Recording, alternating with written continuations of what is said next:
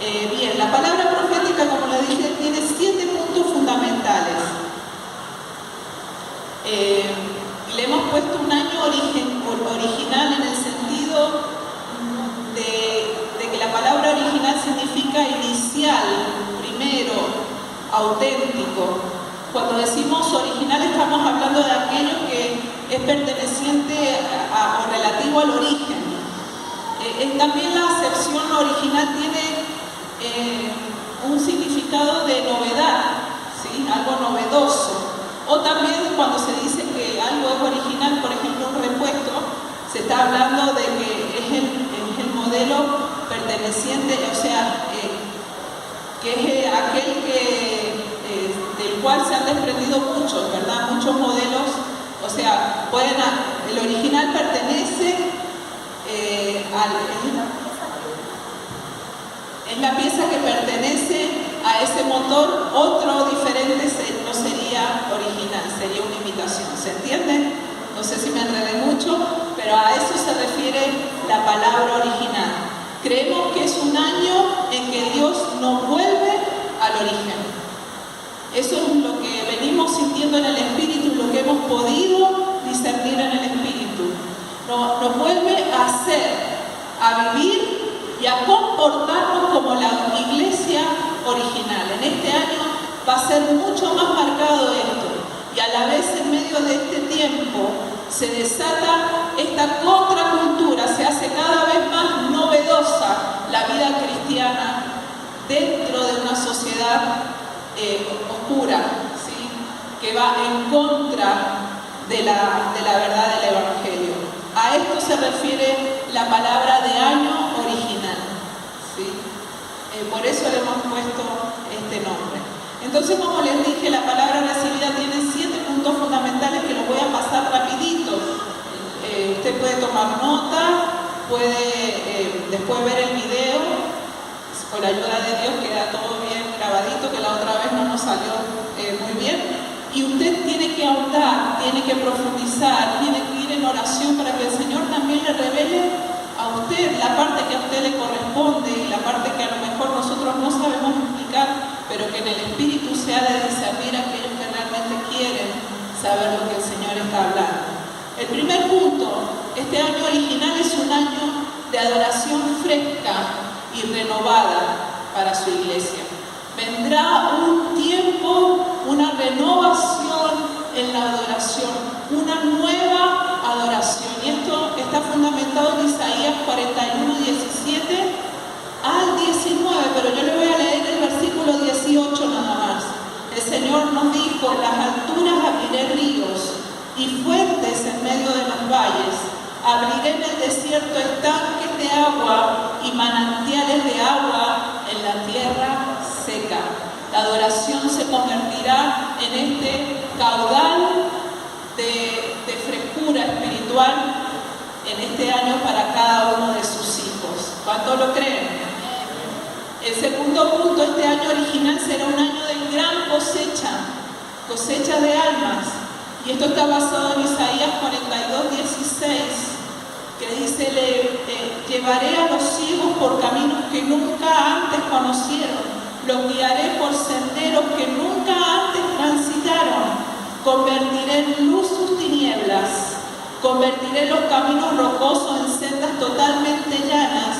Todo esto voy a hacerlo porque no he abandonado a mi pueblo. ¡Qué gloriosa promesa! Amén. Es año en que todo lo que sembraste a lo mejor años anteriores y no lo viste, este año lo vas a ver. Amén. A esas personas que le predicaste, esa casa de luz que tuviste abierta, a esa gente con la que estuviste orando y no llegó. Este año 2022 es el año en que el Señor allana los montes, amén. Hace que los caminos rocosos, esas dificultades para que la gente no llegue a sus caminos, se van a correr y van a llegar a la casa del Señor, amén. ¿Cuántos reciben la palabra del Señor? Amén. El punto 3, este año original es un año de intervenciones sobrenaturales en medio de su pueblo fiel. ¿Por qué? Porque vendrán dificultades, habrán sucesos a nivel mundial habrán situaciones difíciles, pero en medio de todo ello su pueblo verá el poder manifestado del Señor. Esto lo dice Isaías 43 del 1 al 5. Y el Señor una y otra vez nos dice: no tengas miedo, porque he pagado tu rescate, te he llamado por tu nombre, mío eres tú. Cuando pases por las aguas profundas, yo estaré contigo. Cuando pases por los ríos de dificultad, no te ahogarás. Cuando pases por el fuego de la opresión, no te quemarás. Gloria a Dios. Las llamas no te consumirán. ¿Cuántos reciben esa promesa? Y lo vuelve a decir el Señor: no tengas miedo, porque yo estoy contigo. Aleluya. No es que negamos la realidad, no es que cerramos los ojos a lo que está pasando, sino que lo vamos a enfrentar, y cuando lo enfrentemos veremos la mano poderosa del Señor. ¿Cuántos lo creen? Amén. Esa es palabra de Dios para este 2022. El punto 4. En este año original será un kairos de Dios. Se ha terminado un tiempo espiritual y ha comenzado una nueva temporada. Es un tiempo kairos de Dios. Este año 2022 es un tiempo kairos. ¿Qué significa? Hay tiempo cronológico, sí, que es nuestro tiempo, nuestros años es cronológico, que nos guiamos por el calendario, pero el tiempo kairos de Dios son etapas que el Señor cierra y abre. Amén. Son puertas que el Señor cierra y abre, son nuevas etapas. Por eso esta sensación de cambio que estamos experimentando, ¿cuántos lo sienten en el espíritu? A esto que es cambio, es porque estamos entrando en un kairos, en una nueva etapa, en un nuevo obrar del Espíritu de Dios, y está fundamentado en Isaías 42:9. Las cosas pasadas se han cumplido. Isaías 42:9. Las cosas pasadas se han cumplido y ahora anuncio cosas nuevas. Las anuncio antes que sucedan. Gloria sea a Dios. Esas son las puertas que Dios abre. Se cierra una etapa y comienza otra. Isaías 43:18. Olviden las cosas de antaño. Ya no vivan en el pasado. Y el 19 que dice: voy a hacer algo, dígalo fuerte, algo nuevo. Gloria a Dios. Amén. Por eso es esta sensación de cambio, porque hay un tiempo nuevo. Estamos transitando un tiempo especial del cumplimiento de la palabra de Dios.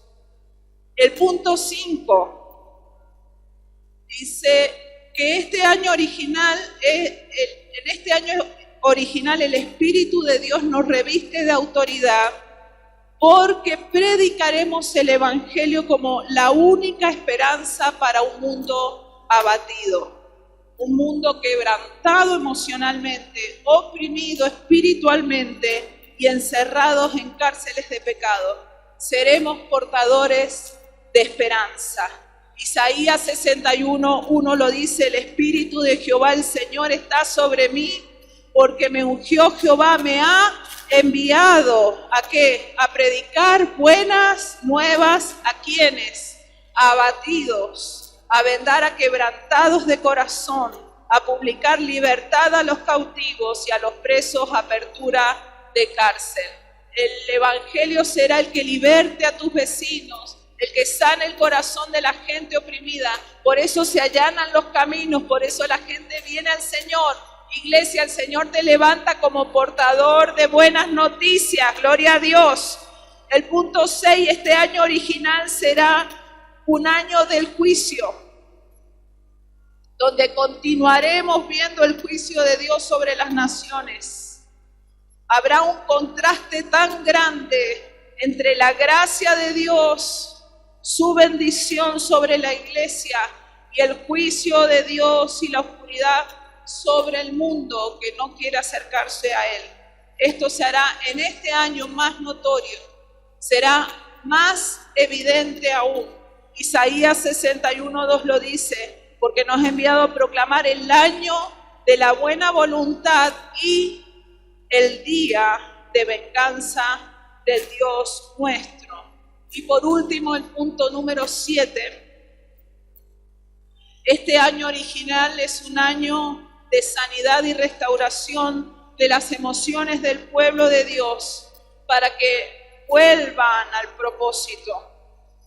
Toda la enseñanza que dio el pastor está en un contexto de vuelta, de camino de regreso, del exilio regresando a Jerusalén, del pueblo que fue exiliado de regreso a su tierra. Amén. Ese es el contexto que tiene toda la palabra profética que dio el pastor el fin de semana pasado. Y a esto se refiere, es un tiempo de restauración, un tiempo de sanidad, un tiempo de que la iglesia vuelve al propósito original.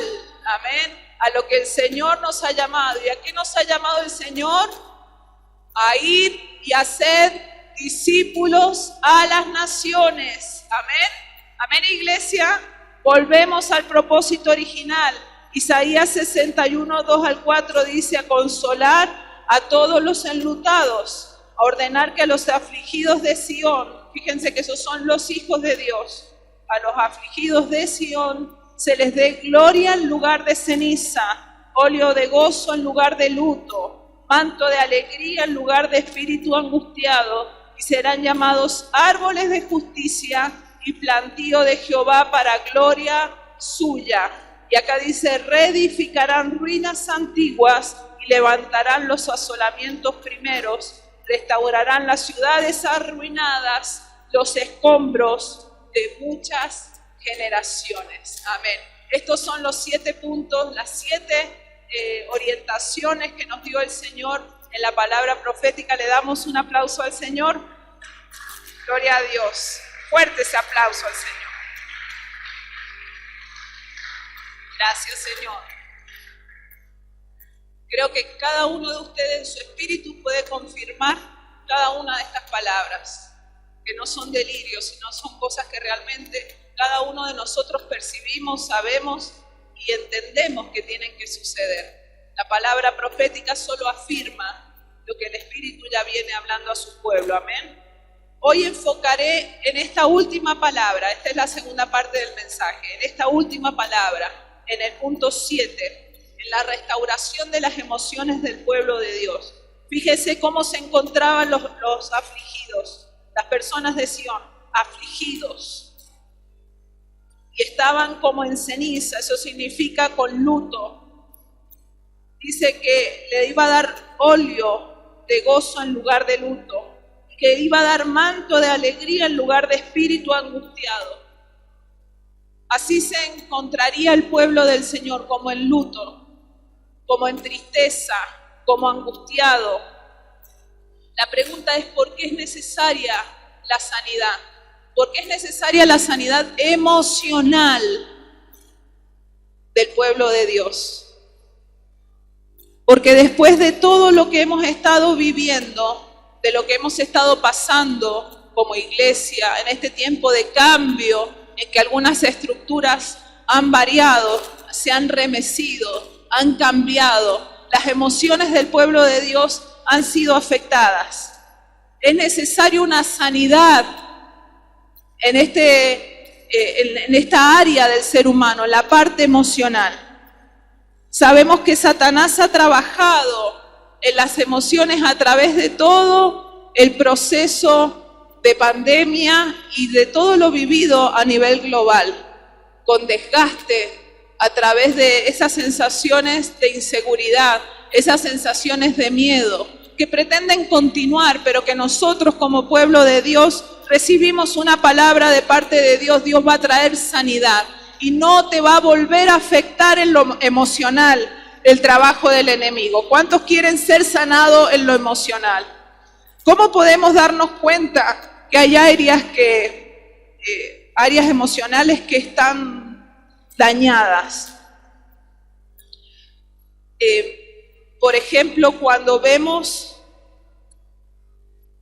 que en este último año A lo mejor te has preguntado más de una ocasión, o habrás intentado buscarle una explicación a esa falta recurrente de concentración, o a una sensación de apatía y de desgano por lo que haces cada día, o una sensación de sentirte estancado.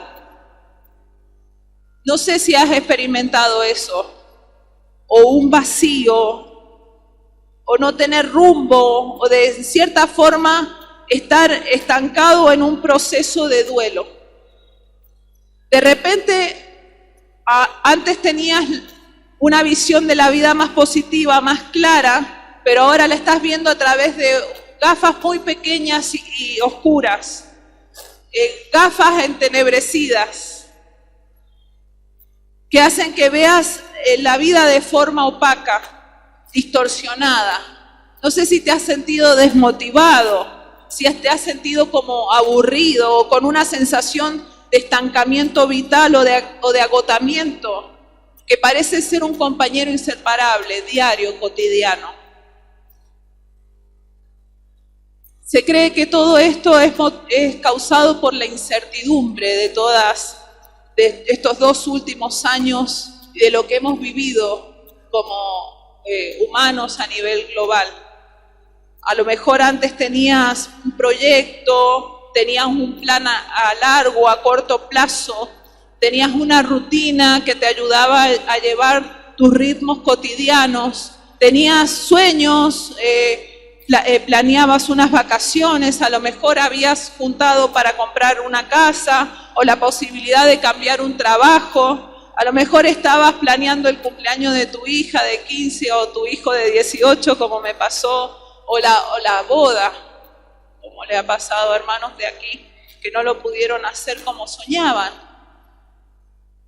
A lo mejor eras parte de un ministerio o un área de compromiso activa y dedicada, o tenías sueños específicos en el Señor, planes para el servicio, y de repente todo se detuvo. De repente todo esto se volvió en pequeño, y todas las certezas, esas pequeñas certezas que amoldan la vida de una persona, empezaron a desaparecer. ¿No experimentaste esto? Yo en gran manera. Y esto lo han experimentado la mayoría de las personas. Esta incertidumbre no nos permite planificar. La incertidumbre prepara el cuerpo para huir, para luchar, pero nunca para confiar, para crear, para planificar.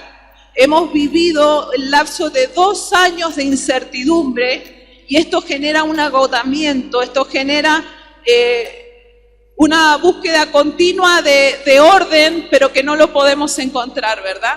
Porque cuando querés planificar, por ejemplo, este año, no encontrás el ancla para saber si realmente vas a poder hacer eso que planificaste, porque no sabes cómo se darán las situaciones en adelante, ¿verdad?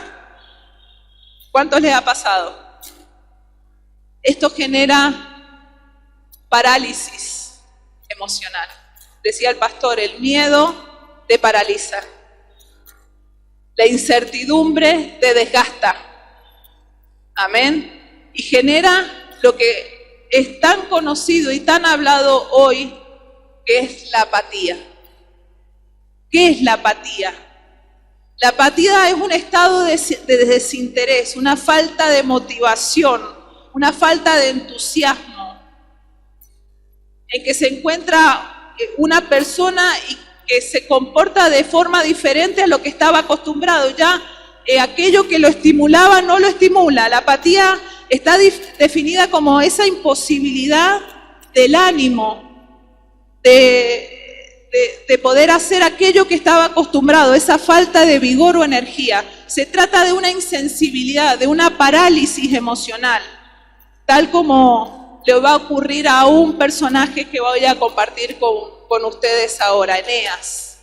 Porque para explicar esto de forma gráfica, le pedí al Señor una historia y encontré en en Hechos capítulo 9, versículo 31 al 35, la historia de Eneas, un cristiano de Lida, una ciudad de Sarón.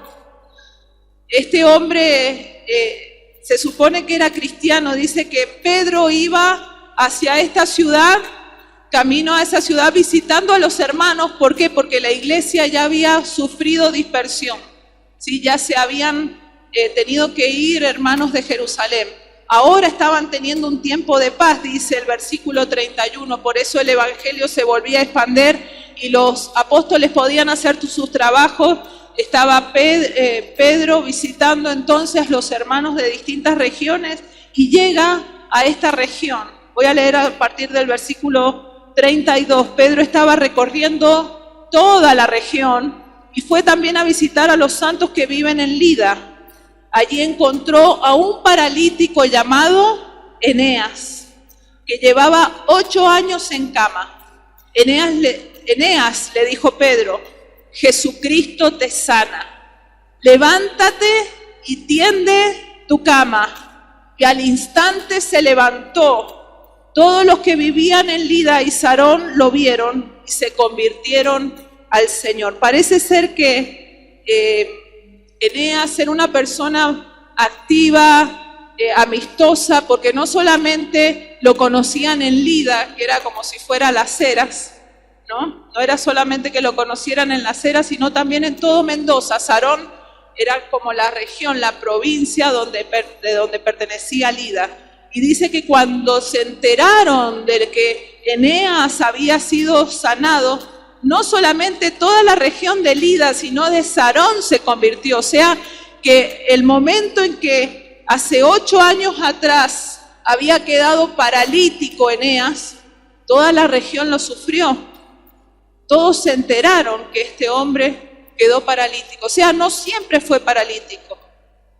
¿Qué le sucedió a Eneas? ¿Qué habrá sucedido? ¿Un golpe? ¿Una caída? ¿Un descuido? ¿Qué fue lo que sucedió en la vida de Eneas? Un hombre activo, un hombre conocido, a lo mejor un hombre lleno de proyecto, un hombre trabajador. ¿Qué sucedió que de repente estaba paralizado? Y no solamente de sus piernas, dice que el apóstol Pablo lo encontró acostado. Estaba acostado, pero no estaba acostado de vago. No estaba allí por ser un hombre negligente, sino porque estaba imposibilitado de poder levantarse. Imagínense si con este calor uno no puede estar ni media hora en la cama, ya se quiere uno levantar, no se tira al piso, se va a bañar, ¿verdad? Imagínense Eneas, 8 años en cama. Terrible la frustración, la sensación de querer hacer y no poder, el deseo de querer avanzar y no poder hacerlo, el deseo de hacer lo que estaba acostumbrado a hacer, pero algo lo tenía atado a esa cama. Él quería levantarse, pero no podía. Y el Espíritu Santo me llevó a este pasaje para poder representar a lo mejor la situación en la que vos has vivido, o la que parte de nosotros hemos vivido como pueblo de Dios. El deseo de querer hacer, el saber que yo puedo hacerlo, pero mi cuerpo no me responde. Una parálisis espiritual, una sensación de estar atado, que no nos deja avanzar en la vida cristiana, en la vida espiritual. Esto es la apatía. Una parálisis espiritual. ¿Y cómo llega la apatía a nuestras vidas? Lo he buscado, lo estuve pensando y muchas referencias nos llevaban a echar la culpa a la situación, ¿verdad? A la situación externa, a lo que hemos vivido como sociedad, que es lo que expliqué ahora. Pero solamente esto fue un disparador de una realidad interna que era necesaria ser expuesta. Porque en medio del caos, en medio de la incertidumbre, en medio de los momentos de cambio, podemos reaccionar con miedo, podemos reaccionar acongojados, paralizarnos por el miedo, o poder ver realmente ¿qué es necesario cambiar? Amén, porque como decía el pastor y lo decía proféticamente, en medio del caos el Señor trae orden. Porque en medio de la oscuridad, donde estaba todo desordenado y vacío, ahí el Espíritu de Dios se movía sobre las aguas. Ahí comenzó el proceso creativo del Espíritu Santo a traer cosas nuevas. Eso es lo que creemos, que en medio de esta sensación de cambio, que en medio de todo este desorden que estamos experimentando, que en medio de esto que estás experimentando, que te tiene limitado, atemorizado o en oscuridad, el Espíritu de Dios se está moviendo, hermanos. El Espíritu de Dios se mueve sobre tu vida y lo hace para traer un cambio creativo, lo hace para traer orden, lo hace para crear en vos sus planes y propósitos. ¿Cuántos lo creen?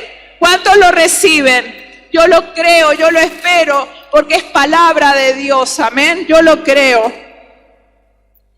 Y esto es lo que podemos ver. A lo mejor mucho tiempo la iglesia o parte de ella estuvo gobernada por sus áreas emocionales. Y es evidente, porque todo lo que ha sucedido ha atacado las emociones. Todo este desgaste, este aturdimiento que han generado las situaciones globales ha hecho que las emociones sean afectadas. Y no está mal sentirse triste, no está mal sentirse desorientado, no está mal tener un poco de temor en algún momento. Lo que está mal es quedarse en esa posición y que llegue el momento en que tu vida espiritual se muera, que no puedas crecer en tu vida espiritual, que ya no te importe leer la palabra, que no te importe orar, que ya no te importe ser parte de la congregación, que no te importe ofrendar, que no te importe juntarte con tus hermanos, que de repente lo espiritual, las prácticas espirituales ya no te importen. Es decir, lo que vemos, lo que sale, es una evidencia de que la vida cristiana hasta ese momento estaba anclado en lo emocional, no en lo espiritual. Satanás ha desgastado y busca seguir desgastando las emociones hasta debilitarlas completamente y ocasionar así un diluir de tu vida espiritual. Porque si gobierna lo carnal, lo espiritual empieza a deshacerse, amén. Como dijo el pastor, ya no vivimos por la carne, por lo que vemos, sino por el Espíritu. El justo por la fe vivirá, amén. Por la fe vivirá. Y el Señor hizo la pregunta, en los postreros tiempos, ¿hallaré fe en la tierra? La fe no es declarar un conjunto de palabras armoniosas con un dedo apuntador y con un grito que salga de lo interior para decirle al diablo 4 cosas, ¿verdad? Eso no es la fe. La fe es creer al Señor en medio de las circunstancias más adversas. Es tomarme de la palabra de Dios y saber de que Él no me va a soltar, no me va a desamparar, y que aunque yo todo lo vea negro, hay un camino seguro debajo de mis pies, porque hay un Dios supremo, todopoderoso, que ha prometido su protección sobre mi vida. Eso es fe, creerle al Señor, aunque todo alrededor, aunque mis emociones mismas me digan que voy a morir, yo puedo confiar en mi Señor. ¿Cuántos dicen amén? Eso es la fe. El justo por la fe vivirá. Es confiar en nuestro Dios, en su carácter, en su palabra, en su gobierno, en su sabiduría. Necesitamos volver al orden correcto. No pueden seguir las emociones gobernando nuestra vida espiritual. Por eso es necesario sobreponerse a toda sensación de pérdida, de angustia, de apatía, de desorden, de oscuridad. Necesitamos poner el orden correcto, volver a nuestras prácticas espirituales. ¿Cuáles son estas prácticas espirituales? ¿Qué alimenta al espíritu? ¿Qué es lo que alimenta nuestro espíritu?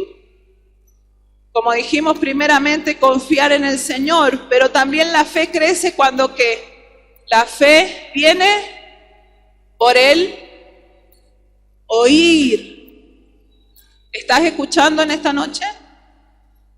¿Estás exponiendo tu espíritu a la voz del Señor?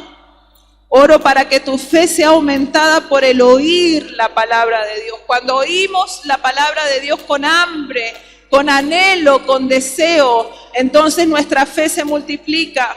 Y cuando estudiamos la palabra, porque no es poner un predicador, el otro y otro, sino cuando buscamos en la palabra de Dios verdades que gobiernen mi vida, que me ayuden a tomar decisiones. Cuando estudiamos la palabra de Dios, entonces nos alimentamos y nuestro espíritu es fortalecido. Y ahí evitamos lo que está profetizado para estos tiempos finales, que vendrán profetas falsos, maestros, conforme a su concupiscencia, buscando desviar a muchos.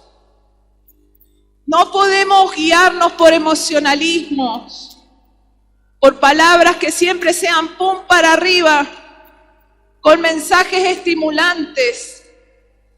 Tenemos que conocer la palabra de Dios. ¿Cuántos dicen amén?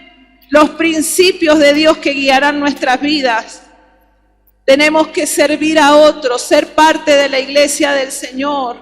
Tenemos que aprender a adorar íntimamente al Señor. Todo esto son hábitos espirituales que nos ayudan a fortalecer nuestra área espiritual para gobernar nuestra parte carnal que quiere desviarnos de los propósitos del Señor. La apatía nos causa mentalidad carnal. La apatía hace que sea aburrido para mí leer la palabra. La apatía hace que se mate en mí el deseo de visitar a los hermanos, de preocuparme por el otro. La apatía mata el deseo de ofrendar generosamente. La apatía debilita la predicación del Evangelio. Ya no me da igual hablarle a un amigo o no del Señor. La apatía me debilita, me paraliza en el obrar del Señor. ¿Crees que realmente necesitamos sanidad? ¿Crees como iglesia necesitamos ser sanados? Y hay una palabra del Señor hoy, la misma que le declaró Pedro a Eneas. Eneas lo llamó por su nombre para que él prestara atención, y yo te digo hoy, por tu nombre, pueblo de Dios, Rema, tu nombre, Anita, tu nombre, Facu, cada uno de ustedes, por su nombre el Señor los llama. Y hay una palabra que dice de parte del Señor: Jesucristo te sana. Jesucristo te sana. Rema de Dios, Jesucristo te sana. Recibí esta palabra de parte de Dios. Jesucristo mismo es quien te sana en esta noche y liberta tus áreas emocionales para que puedas desde ahora en adelante tomar decisiones en el Espíritu. ¿Cuántos le agradecen al Señor? Gracias te damos, Padre. ¿Cómo superamos? ¿Cómo salimos adelante? ¿Cómo salimos de la apatía espiritual? Primero tenemos que tener en cuenta que Dios es el más interesado en que nosotros salgamos de la apatía espiritual, de la parálisis espiritual. El Salmo 86 del 5 al 7 dice: porque tú, Señor, eres bueno y perdonador, y grande en misericordia para con todos los que te invocan. Escucha, oh Jehová, mi oración, está atento a la voz de mi ruego. En el día de mi angustia te llamé, porque tú me respondes. El Señor te perdona cuando vos le pedís perdón. El Señor te busca, el Señor te abraza, como experimentamos hace un ratito. El Señor nos acerca a Él, como dice Hebreos 4:16. Acerquémonos pues confiadamente al Señor, al trono de la gracia, para alcanzar misericordia y hallar gracia para el oportuno socorro. Siempre tenés que recordar que Dios es el que está dispuesto a sacarte de toda apatía. Si te sentís estancado, paralizado, levantá ahí tu corazón al Señor y pedile ayuda, porque es Él el que quiere liberarte. Segundo, ten en cuenta que necesitas reactivar tu vida espiritual. No mañana, no en esta semana, no a partir del lunes, esta misma noche, dobla tus rodillas en tu casa y encomendate al Señor. Arregla lo que tengas que arreglar, pedí perdón por cualquier situación que tengas que pedir perdón al Señor. Aunque sea reiterativo lo que has hecho, pedile perdón al Señor, ponete a cuenta con el Señor, porque Él quiere restaurarte. Hacelo de inmediato. Reconoce tu estado, reconoce tu condición para que pueda haber cambio. Decidí vencer. Esa decisión la tenés que tomar solamente vos. Ni siquiera Dios la puede tomar por vos. ¿Estás realmente deseando vencer? El Señor nos ha dicho, no es con tu fuerza, no es con carne, no es con sangre, es con mi espíritu, ha dicho Jehová de los ejércitos. Gloria sea a Dios. Él pondrá su espíritu en vos para que puedas vencer, pero tenés que dar el primer paso. Amén, iglesia. Busca involucrarte, porque el ser parte, el activarte en cualquier cosa que haga la iglesia, aunque sea pequeñita, eso te reanima, eso te fortalece. Satanás peleará para que no vengas, para que no seas parte, para que no participes, pero cuando ya venís una vez te dan ganas de venir de nuevo. Cuando compartís con un hermano, sos fortalecido. ¿Cuántos dicen amén? Involucrate, porque eso te dará fuerza, te hará ser parte. Dedica tu trabajo, tu esfuerzo a bendecir a alguien. Deja de enfocarte en vos mismo, deja de buscar o lamentarte por lo que has pasado, lo que has vivido. Salí de tu luto, salí del dolor, de la autoconmiseración. Olvídate del pasado, nos dice el Señor, nos ha dicho la palabra. Dejen atrás lo que pasó, enfóquese a lo que está delante. Hay un sentido de urgencia, queda poco tiempo, es tiempo de mirar para adelante y tenemos que mirar a otro. Mirar a otra persona que está necesitando para darle una palabra de aliento, para recurrir en lo que nuestros hermanos necesiten. Amén. Necesitamos dejar las comparaciones, porque algo que ha generado nuestra sociedad es esa permanente comparación a través de las redes sociales, de la vida del otro y mi vida, de lo que hace el otro y lo que yo no hago, de lo que tiene el otro y lo que yo no tengo, de lo que me gustaría hacer, de lo que se ve, ¿sí? Tenemos que dejar las comparaciones y empezar a enfocarnos en comparaciones positivas. Mirar a gente, mirar a las personas con un corazón no comparándome negativamente, sino aprendiendo de lo que otros han logrado. Rodearme de personas que no son negativas, rodearme de personas que van a ser estimulantes.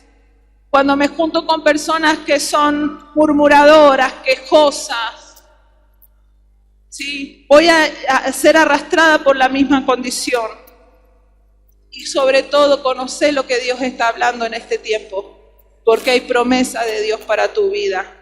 Él nos está diciendo que Él será nuestro socorro. Él nos está diciendo que Él es nuestra fortaleza. Él está diciendo que a Él podés correr en cualquier situación, porque no vas a estar solo. ¿Cuánto le dan gracias al Señor por su palabra? ¿Y qué pasa si la incertidumbre no termina? Es que no va a terminar. La incertidumbre continuará, pero depende de vos si te vas a aferrar a la incertidumbre del mundo o vas a tomar la certeza que el Señor te está dando en este día. Él te está diciendo, yo soy tu roca, yo soy tu castillo fuerte, yo soy tu protector, yo soy tu fortaleza, yo soy tu proveedor, yo soy tu sustentador, yo soy tu sanador. yo soy el que pelea por vos. Esto nos da ancla, nos da firmeza. Solo aquel que cree, que lo recibe, que se aferra a la palabra de Dios, que cree realmente en fe, en el carácter de nuestro Dios, no será removido, no andará en incertidumbre. Y el Espíritu Santo nos dará la capacidad de ser flexibles en las circunstancias. Planifica, mira hacia adelante, y en lo que tengas que cambiar, el Espíritu Santo te va a enseñar cómo hacerlo. Porque los que son guiados por el Espíritu de Dios, estos son hijos de Dios. Amén. ¿Qué pasa si vuelve la sensación de vacío? Entre otras cosas que podés hacer es sobreponerte a ese sentimiento de vacío. No dejar que las emociones te gobiernen, sino volver a mirar a aquel que lo llena todo. Ser consciente todos los días de cómo te sentís es bueno y es necesario, pero es necesario que lo hagas en oración y que se lo proyectes al Señor, se lo digas ahí en su presencia, porque cuando vos reconoces cómo estás, esa sensación que estás viviendo y vas a sus plantas, Él entonces empieza a llenar todo vacío. Conecta tus decisiones y acciones con los valores, los principios, las promesas de la palabra de Dios. Cuando volvés a creer lo que Dios te dice, cuando sos consciente diariamente de que Él es digno de confianza, de que lo que Él ha dicho, Él lo va a cumplir, entonces toda la incertidumbre se va, toda inseguridad desaparece y puedo caminar confiadamente en el Señor. Amén. El Señor está sanando tus emociones. Todo aquel que se afirma en el Señor, dice la palabra, no será conmovido. Retoma la adoración, retoma tus tiempos de quietud y sobre todo tiempos de agradecimiento para que vuelva a orientarse tus pensamientos. Fortalecete y crea nuevos vínculos con personas que serán de bendición para tu vida, siendo parte de una casa de luz. Amén. Entonces, pónete de pie.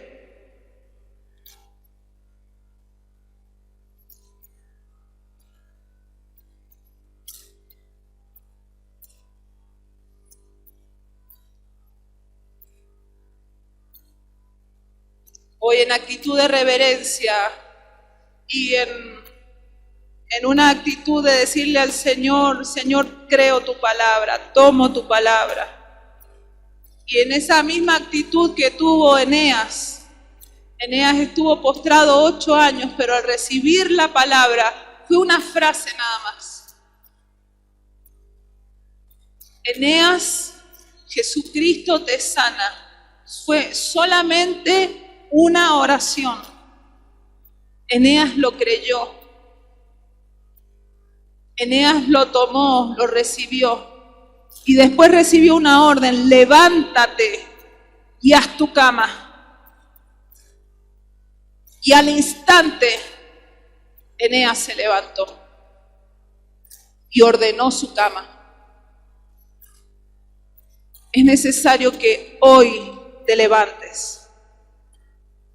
Jesucristo ha declarado una palabra de sanidad sobre tu vida. Iglesia de Dios, levántate y ordena lo que tengas que ordenar. De inmediato, te invito a que inclines tu rostro allí y ores al Señor. Gracias, Padre, te damos por esta palabra. Gracias por esta declaración sobre nuestras vidas de sanidad. Jesucristo fue suficiente, su precio fue suficiente para nuestra liberación, para nuestra sanidad.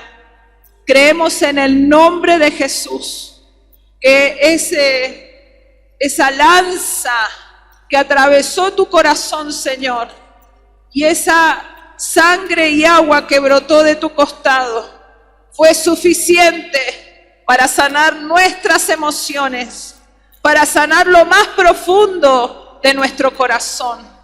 Solamente vos sabés lo que han experimentado mis hermanos, Señor. Y vos sabés que esta palabra no viene a señalar a nadie, no viene a ser insensible con el corazón de nadie. Señor, mis hermanos han experimentado pérdidas, miedo, gente cercana se ha ido, Señor, han perdido trabajo, Señor, han tenido que reacomodar sus vidas.